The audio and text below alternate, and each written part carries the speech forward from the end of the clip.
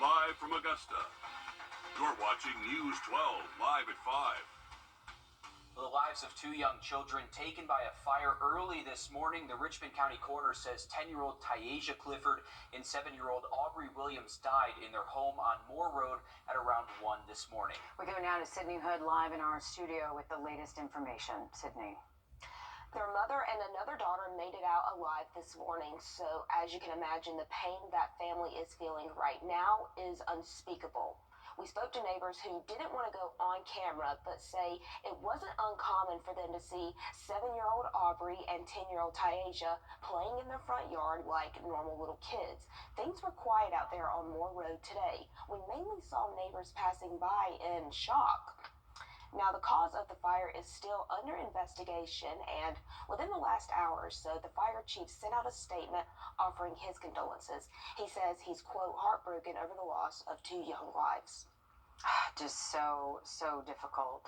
Thank you, Sydney, for that update. Of course, the whole community reeling over this. Her family, their friends, those 2 young girls, just heartbreaking. Yeah, hard to imagine going through anything like that. Of course, Sydney Hood reporting for us. She'll keep us updated on that story. Thanks, Sydney. Switching gears to weather now as we take a live look outside over Beach Island. A cloudy afternoon for us, almost a smoky afternoon as well, as we send things over to First Alert Chief Meteorologist Riley Hale. Yeah, well, we have had a couple of controlled burns again this afternoon across the area. We did have a very cold start to the day, so we had very dry air in place. It actually got down to 26 degrees this morning at Bushfield, 27 in Thompson, a few other spots hitting the 20s in Aiken and Washington. But this afternoon, it did feel a little bit warmer. We did actually get up to 60 in many spots. Currently talking, though, we're in the 50s, so if you're heading out, temps will stay in the 50s and only drop into the 40s the rest of tonight, all thanks to generally cloudy skies out there, so the clouds are going to keep us much warmer tonight. But Will did mention the fire out there, so you can see that there is a good bit of these controlled burns going on across the 2 states. So if you did smell some smoke out there, don't worry too much. We are going to notice more of these burns going on over the next month or so. Here's our setup moving forward heading into the weekend. So high pressure keeps us dry tomorrow, but you can see all this cloud cover continues to move in the next couple of days. Rain chances will start to go up most likely as we head late into our Saturday, but especially Sunday into Monday. So enjoy the dry weather while we do have it. 50s and 40s this evening, generally cloudy skies, and only going to see our lows drop to most likely the low 40s by early tomorrow morning. So a little bit of a warmer start, and expecting those temps to only get warmer heading into the weekend. Much more in that full forecast in just a bit. Let's get a quick update on your First Alert traffic. And now, First Alert traffic.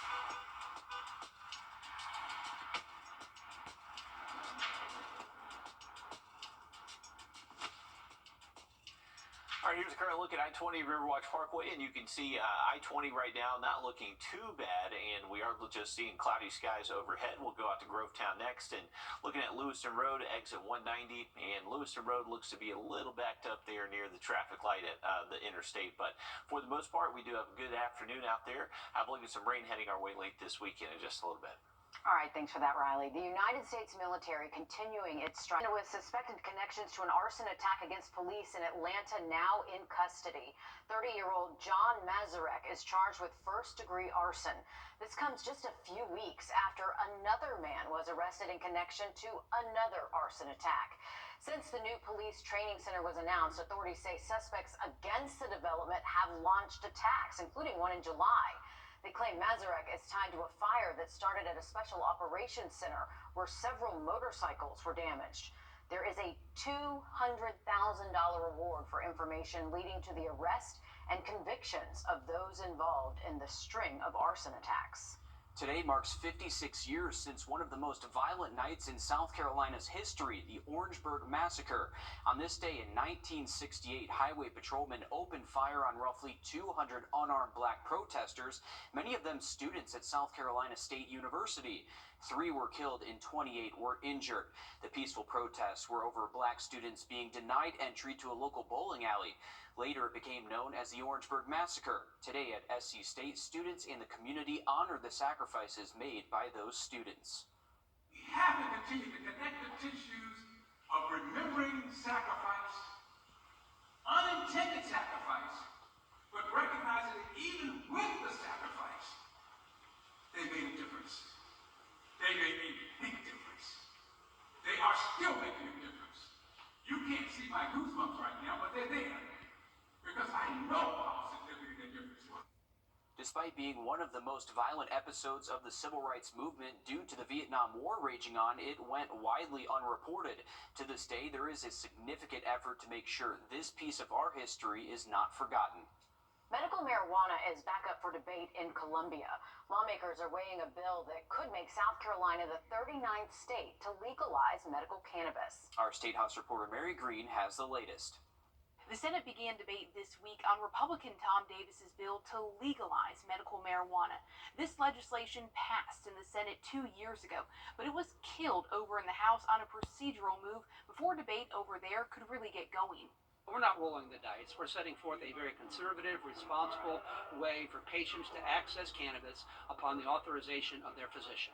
Senator Tom Davis's expansive bill, called the Compassionate Care Act, only allows for use in oils, salves, patches, and vaporizers, so smoking marijuana would still be illegal. A dozen medical conditions, including cancer, multiple sclerosis, and epilepsy, would qualify for a prescription, which doctors would need to approve in person. Only certain licensed pharmacies would be allowed to dispense the drug, and priority for the limited number of grow licenses would be given to established South Carolina farmers. The bill previously passed in the Senate by a somewhat wide margin, 28 to 15, and Davis says he expects its supporters will likely vote the same way again this time, as will its opponents. I cannot think of a more dangerous place for us to get out of our lane.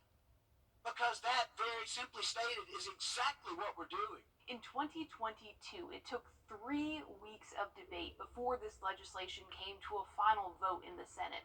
Earlier this week, it looked like the Senate bill could get a vote as early as Thursday, but some senators pumped the brakes, saying they want more time to take a closer look at the version they passed 2 years ago and what's before them now.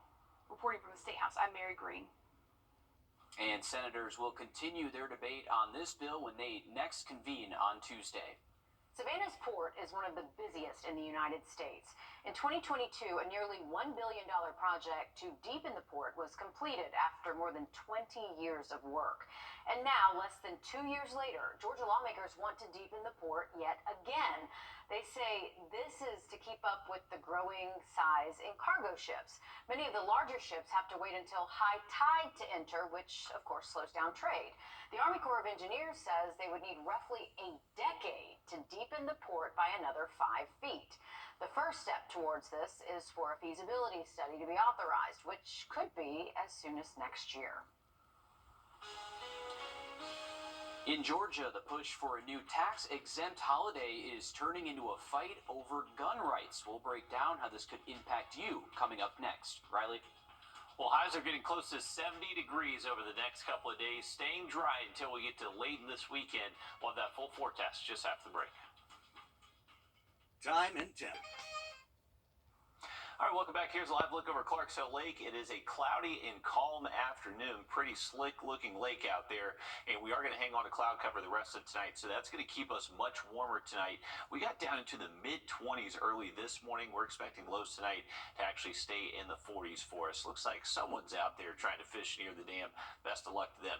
Here's that cloud cover just moving in from the west. This is going to stay pretty cloudy for us, not only for tonight, but over the next several days. Friday and Saturday are looking to stay more cloudy than sunny out there. So despite that, though, we should still see some warmer temps through this evening. We're just going to drop to the 50s, eventually get into the 40s by around 9-10 o'clock, and then heading out to the bus stop. Definitely not as cold as what we were this morning. Most likely low 40s out there to start off the day, and then high temperatures tomorrow should be close to 70 degrees. One of the warmer days we have seen this week, and just expecting generally cloudy skies a lot of the day.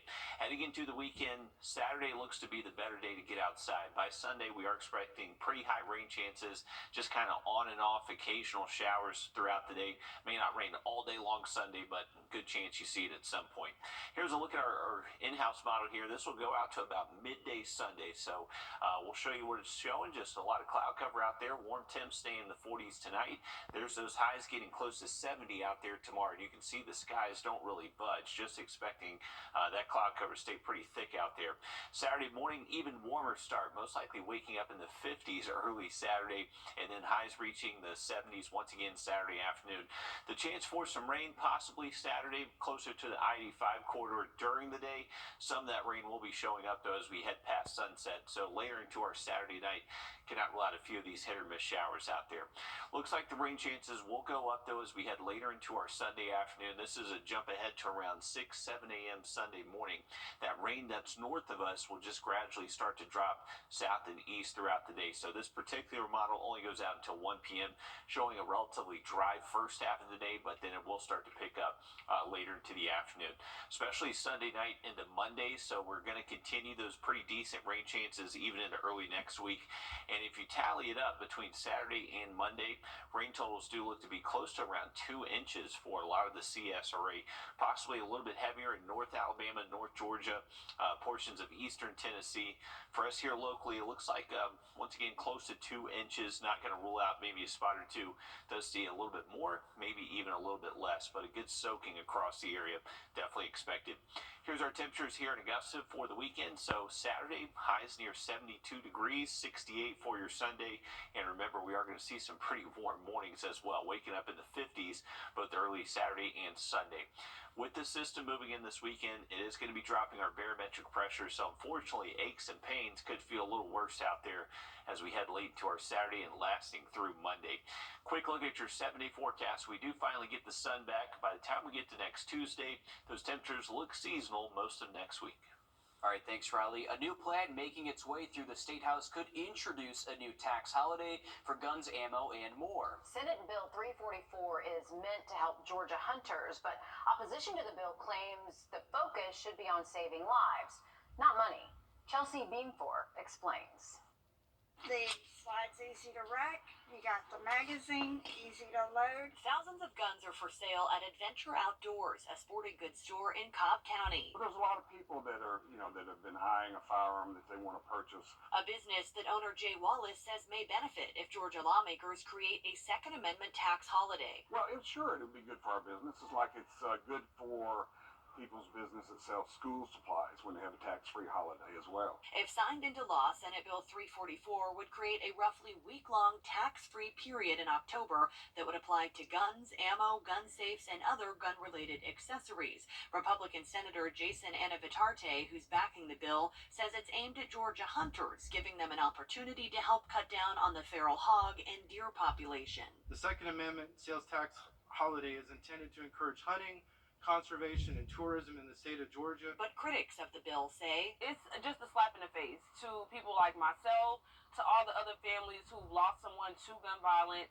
Aaliyah Strong's fiance was gunned down in Atlanta in 2022. 1 year before that, the Centers for Disease Control reports that approximately 2,200 Georgians died by firearms. That's why Strong and some Democratic lawmakers fear this proposal could make it easier for someone to buy a deadly weapon. I'm not sure why we keep pushing laws that are making it easier and more accessible for firearms. This legislation puts our values on display, valuing guns over lives, and for this reason, I will vote no on this legislation. The bill heads to the Georgia House next week for a vote. A sealed mason jar and a little bit of gauze could help save lives. We'll show you how coming up after the break. First Alert Radar, powered by Jim Hudson Automotive Group. The rooms to go president. In South Carolina's upstate, a man and his dog are taking big steps to help their community. Brooklyn Cromer shares how they're helping keep the most vulnerable safe. Good job, lady. I felt like there was something more that I could do. Sometimes small steps make the biggest impact. We got her 5 months ago and she's been training. Taylor Burberry and his canine lady help find missing people. I'm on the technical rescue team here in Anderson, so it's a frequent thing for people to go missing. The Anderson County Sheriff's Office had more than 300 calls for missing people last year. Going out on searches, Burberry sees how families are impacted. That's why he founded Upstate Bloodhound Search and Rescue in Anderson. The hardest part for me is when the resources have been exhausted, we have to go home and sleep. But for me, it's hard to go home and sleep knowing that that family is not getting any sleep because they're missing someone that should be there. When every second counts, investigators say this kit could help cut the time it takes to find a missing person. We can use these scent preservation kits to just make sure the dog knows exactly what they're looking for. His group is providing a free scent preservation kit called Scent of Hope. You're going to get the gauze. You're going to wipe it on the areas where you would perspirate naturally and put it in the jar, seal it up. There's some seal tape in there. Tape the jar up and then put it in a cool, dry place. Since the preserved scent isn't touched by other people, dogs have the scent they need to begin searching immediately. Smell. Something as simple as gauze in a jar, if that saves a life, then I think it could make a difference. And while Scent of Hope is not available outside of Anderson County, there are similar kits on the internet if you want that peace of mind. Elementary students on cloud 9 after they got an experience directly from space. Yesterday, kids at Lilburn Elementary got to speak with astronauts aboard the International Space Station. Each got the chance to ask a question using a radio. First, I was very, very nervous, but now that I got over it, I'm glad that I did it, and I think I can do it again. I didn't think I was an astronaut anyway. Oh, so when you did today, how did it feel? Proud. I felt proud. The teachers say they are really trying to push students to go after careers in STEM, which is why talking with astronauts was such an important lesson. I'd be nervous too. I would be nervous, talking to astronauts. That's so cool. Here at home, you can meet an astronaut too. Susan Kilrain is an Augusta native, and she spent more than 20 days in space. Do you think that you could spend more than 20 days in space? Absolutely not. I think I would get motion sickness, and it wouldn't be pretty up there. I think I'd get claustrophobic in the small spaces. That would be one too. But she will be at the Book Tavern next Saturday offering signed copies of her book, An Unlikely Astronaut, from 1 to 3 o'clock. And you might even spot Kilrain on an upcoming one-on-one with our very own Richard Rogers as well. So it's pretty cool stuff going on. Yeah, a hometown hero. I mean, you always hear about, you wanting to be an astronaut when you grow up. You know what? Someone from Augusta actually did it. It's cool stuff, Riley. Absolutely, guys. I believe she went to ARC, so yeah, right here locally from the Augusta area. Pretty cool we have an astronaut. Hey, we are expecting the chance for rain to go up Sunday into Monday, but staying dry the next couple of days. We'll have another look at the forecast just after a short break. Watch WRDW News at 5:30 weekdays for What the Tech. Sponsored by Augusta Preparatory Day School, leading the CSRA in STEM education. You can't see everything.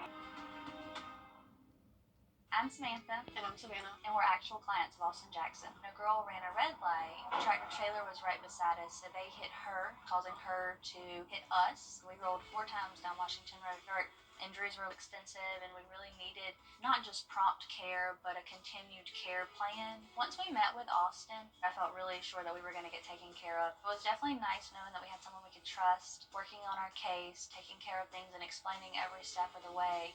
Get Austin Jackson, the Augusta guy. Kelsey for the touchdown. The 49ers are going back to the Super Bowl. The champs are still at it, headed to Vegas.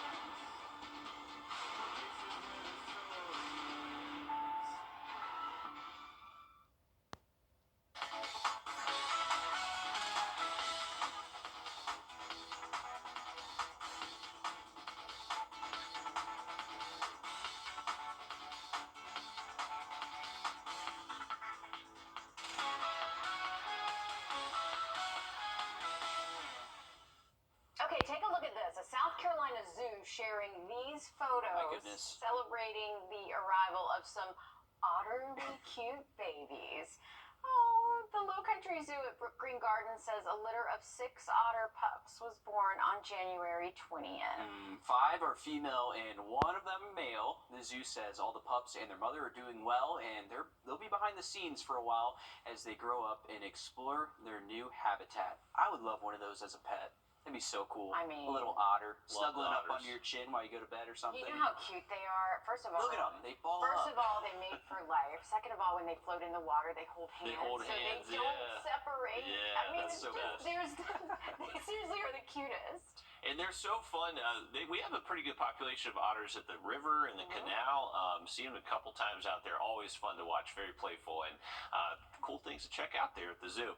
Hey, we got a picture of the Plant Vogel Towers there. They are producing some steam this afternoon. Pretty hazy look from our Beach Island camera. We do have cloudy skies. Temps right now in the 50s, and we're going to stay a little bit warmer tonight. We'll only drop into the 40s for low temps, and then high temps getting close to 70 degrees over the next several days. And then that rain does look likely by Sunday. All right, thanks, Riley. Stick with us. More news, weather, and sports coming up after a short break as News 12 Live at 5 continues. The Emmy-nominated... You know that feeling where you're laughing and crying at the same time? Weeknights on CBS. Come on into Davis Appliance and Furniture, where you can find the best deals in town. It's tax time, so when that refund comes in, it's the perfect time to get the furniture you've always wanted. For the brands you trust at the lowest prices, visit us at Davis Appliance and Furniture. I'm Attorney Ken Newton. 940244.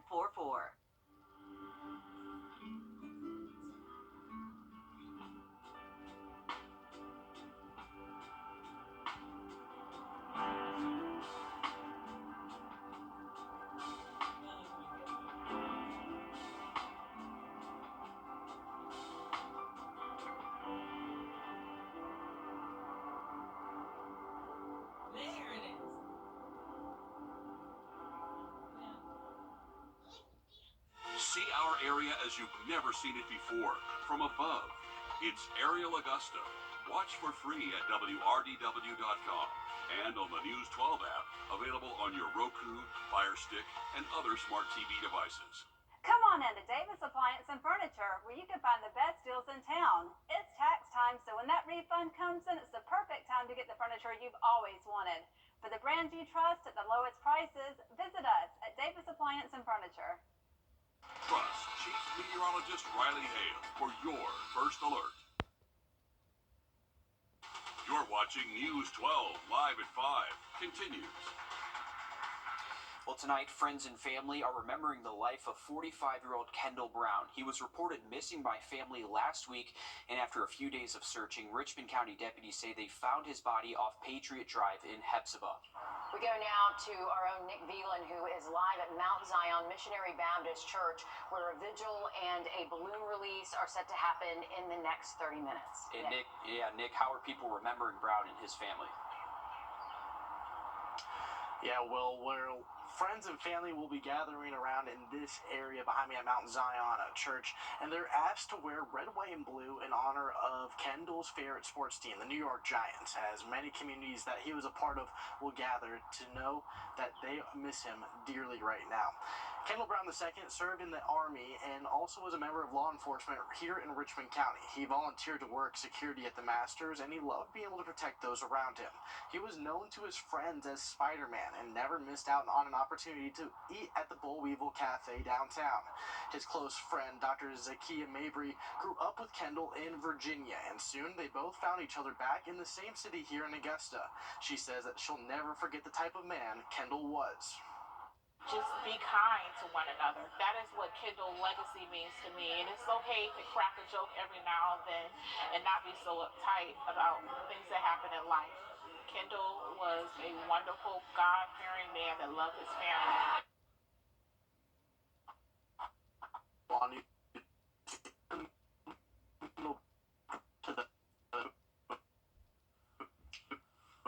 Nick, we're having some technical difficulties there, but coming up on All New on News 12 at 6 o'clock, we will learn more about Kendall Brown and what he meant to those who he was closest to. And you can see just with the community response here in that vigil tonight, how much he meant to so many in this community and his impact as well. Of course, we'll hear from Nick in the next half hour to learn that impact and hear from his family as well. Right. To weather now, you're taking a live look now over minutes. All right, thanks, Riley. Two men are now facing charges in connection to the death of a man in Warrenville. Late last month, the body of 52-year-old Joseph Keenan Sr. was spotted on the front porch of a home.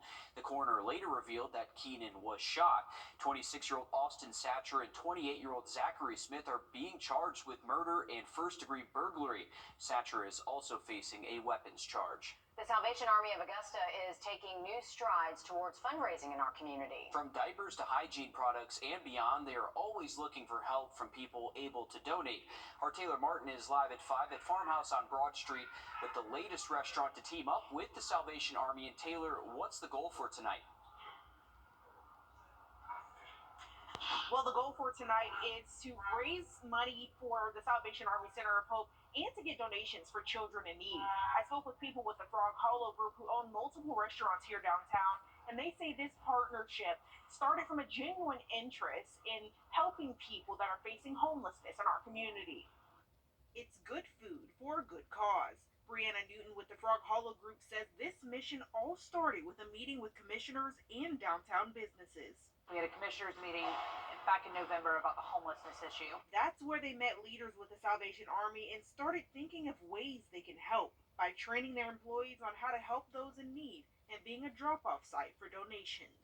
In order for us to do our part in countering the homelessness issue, we wanted to partner with somebody who is sheltering people every night.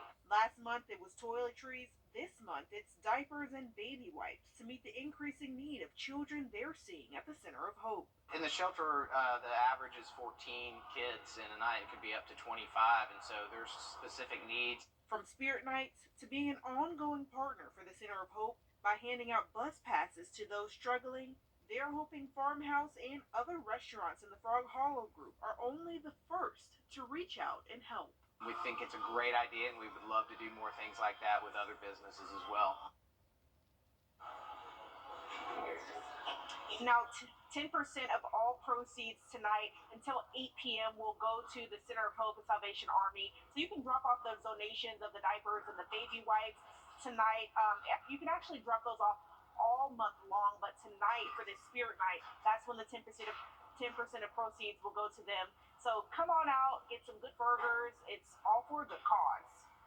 Absolutely. We've seen the need increase over the last few years in our community, so great to see a lot of our community partners stepping up to help supply a lot of our people in need in the community. Yeah, for anyone who doesn't want to cook tonight, it is a good excuse to go out to dinner. Absolutely. Great food down there at Farmhouse. Thanks again, Taylor. Today, Aiken County Public Schools officially cutting the ribbon on Highland Springs Middle School. However, students have been learning inside the new school since the start of this school year. Leading up to the beginning of the year, there was a lot of uncertainty on whether the school would be ready in time. It did pass inspection just 24 hours before the start of the school year. The school was built and paid for thanks to the 2018 bond referendum in Aiken. Well, there's a new Goodwill in town. Today, the location on Walton Way opened its doors. This is a training store, which means that workers can get experience that they can go on to use in other areas. That we're celebrating all of our managers for our 35 county area that have come together for several months and put together one of our most beautiful Goodwill training stores ever. And we're able to build it because of the people that donate and shop to Goodwill every day. And it looked like they had a pretty long line out there this morning. This Goodwill will teach students with the Goodwill School of Health Services as well. The Carter Center is pushing for changes to your insurance plans to help with mental health treatments. We'll explain how coming up. Riley? Well, skies are going to stay cloudy and temperatures are going to be warming up, and we should be able to see some rain as we close out the weekend. We'll talk all about it in the full forecast next. Rain before the radar does. Looking at 7-day forecast, you can see the rain chances do finally go away by next Tuesday, and looking comfortable temperature-wise most of next week. Thanks, Riley. Focusing on delivering life-saving care across Georgia, the Carter Center holding their first ever mental health parity day at the state capitol. Reporter Abby Casoras shares how they're partnering with lawmakers to make a change in the Peach State. Just like going to the doctor because you don't feel well, health insurance is supposed to cover mental illness here in Georgia. Most people haven't caught on. Welcome to the Carter Center's first mental health parity day here at the Georgia State Capitol. And the Carter Center campaign is educating underserved communities. particularly women and minorities, about mental health resources under Georgia law. Our work will not be over until every Georgian knows if they have public or private insurance in this state, they have coverage for the treatment of symptoms of mental illness and addictive disease. In the fall, they identified Albany and Savannah as target cities, working to increase knowledge of insurance coverage for mental illness and substance abuse treatment under the Mental Health Parity Act. People looking for mental health care increased from 38% to 59% after the campaign. That our Georgia families, our neighbors, our communities, our businesses get what they need, and they need now. Former First Lady Rosalynn Carter spent more than 50 years pushing legislation for people living with mental illness, including Georgia's Mental Health Parity Act. Thank you very much for your advocacy, carrying forth the spirit of Rosalynn Carter. Representative Mary Margaret Oliver says she's asking the governor for another $200 million in the state's budget to fund programs and housing.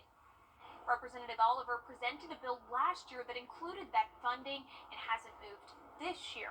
She's hoping that Mental Health Parity Day at the Capitol will remind lawmakers why that bill is needed. In Atlanta, I'm Abby Kasoris. Facebook and Instagram will now help kids remove a big mistake they've made from the internet. I'm JB Tucker, coming up with how this new tool called Take It Down could save lives. First Alert Radar, powered by Jim Hudson Automotive Group. I'm Chip Lewis with 64 Insurance Group. The Medicare enrollment process can be overwhelming. Let us take that burden off your shoulders. We're local, and we're here to help. Don't wait until you're 65 to call. AreYou64.com. FBI Night. Hopefully they don't send us the bill for that. New seasons begin Tuesdays 8/7 Central on CBS and streaming on Paramount Plus. Never took you for a mariachi guy. Really not a huge fan, but seems to be all of us do these days. AreYou64.com. Who are you talking to? Sextortion scams can affect anyone, but scammers are targeting kids and teens especially. Sextortion is when an online criminal coerces or blackmails somebody into taking and sharing explicit photos of themselves. But as our consumer tech reporter Jamie Tucker reports, a new social media tool can help victims of sextortion by deleting photos on several platforms. What the Tech, sponsored by Augusta Preparatory Day School. The young victims of sextortion crimes are embarrassed and they are afraid that the criminal will share their nude photos on social media with their family and friends. This tool called Take It Down, being embraced by social media platforms, should help. Take It Down was created in response to those concerns so that children that are experiencing some type of sextortion or online enticement have the ability to get help with removing images and videos online anonymously. Take It Down, developed by the National Centers for Missing and Exploited Children, allows victims to mark photos for removal from internet platforms by visiting a website, takeitdown.ncmec.org. It's going to direct them to point to that picture or video on their phone or their computer. It's not going to upload that picture to the National Center. No one is going to be able to recreate that picture using that hash value. It's private. A hash value is this string of numbers and letters that is unique to each image file. It's like a digital fingerprint. By reporting that unique string of characters, social platforms will see that it's been flagged and they can remove it and block it from being shared. We want to make sure that kids know that there is assistance available for them if they have found themselves in this situation and they have been pressured to take that picture. The sextortion has been linked to many suicides in recent years. The victims, usually 14 to 17-year-olds, are too embarrassed and they feel there is no way out. So this tool, Take It Down, could very well save lives. That's What the Tech. I'm Jamie Tucker. Along with Facebook and Instagram, social media platforms Snapchat and TikTok are now using Take It Down to prevent people from sharing nude photos from unsuspecting victims. The platforms will also report those incidents to the National Center for Missing and Exploited Children. Well, take a look at this. Hunting Island in South Carolina now has motorized wheelchairs to help people of all abilities enjoy the beaches and explore the park's trails.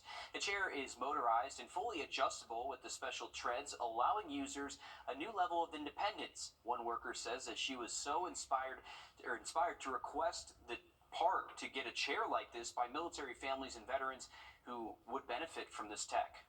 Oh, it's just a wonderful feeling that they have a feeling of hope that they can come out to the park and be able to know that this is just their little bit of peace and heaven, that they can, come out and have that freedom.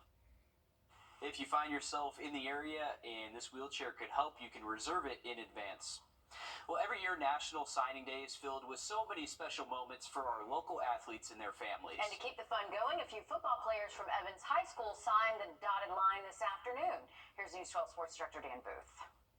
As the landscape of college sports continue to change, the signing window for high school athletes will also continue to evolve. Regardless of when, where, how, or who these signings are involved with, everyone cherishes these special moments with these signings. And to avoid some of that chaos, 3 Evans Knights decided to hold their signings today. Jacob Jackson will be taking his talents on the football field to Charleston Southern University, while Rayshawn King and Antarion Moore will be attending Trinity Valley Community College. You can find the full list of signings from our local athletes on our website, wrdw.com.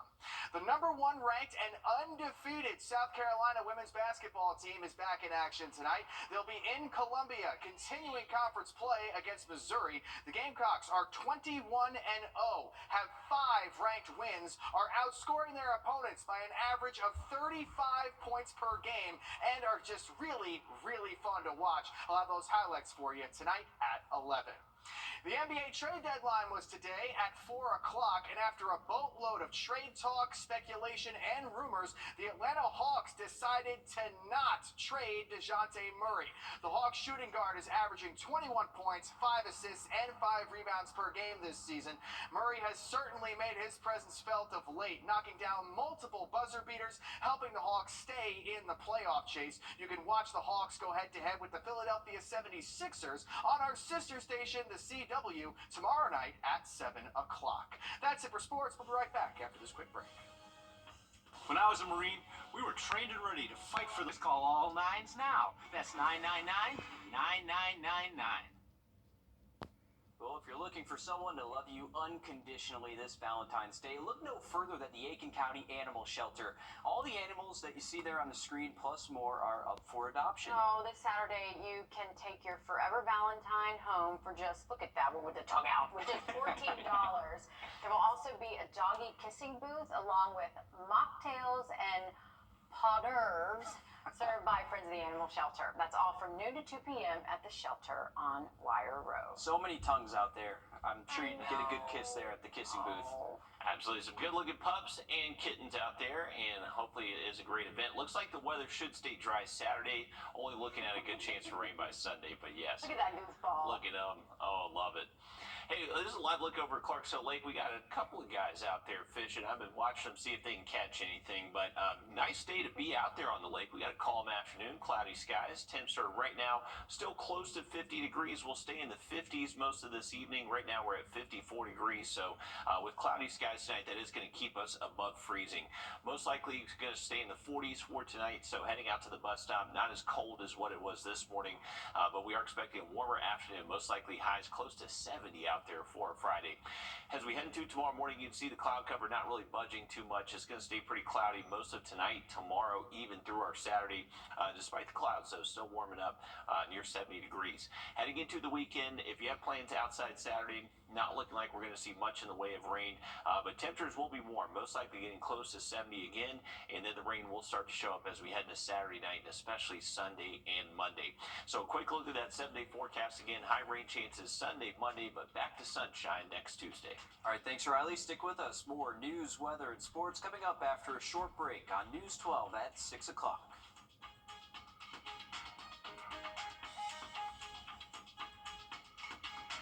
Introducing the first